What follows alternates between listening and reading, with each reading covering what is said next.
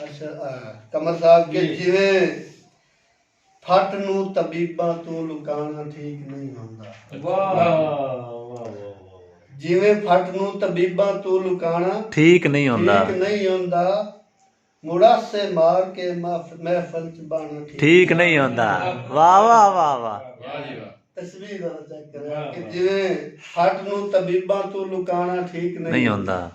मुड़ासे मार के महफल च बाना ठीक नहीं होंदा।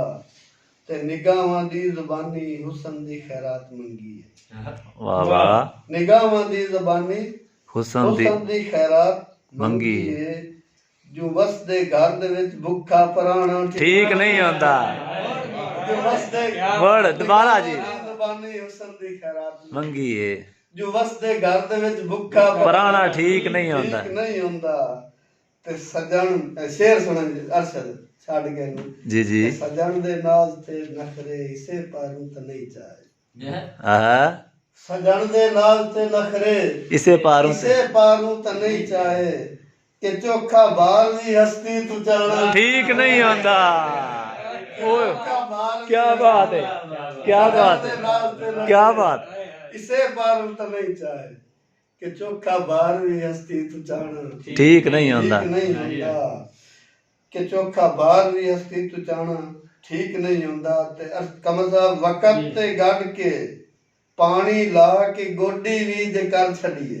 वाह वाह वक़्त ते गढ़ के पानी ला के गोडी भी जे कर छड़िए। जेड़ा मुड़ भी नहीं उगदा ओ दाना ठीक नहीं होंदा। दाना ठीक नहीं होंदा।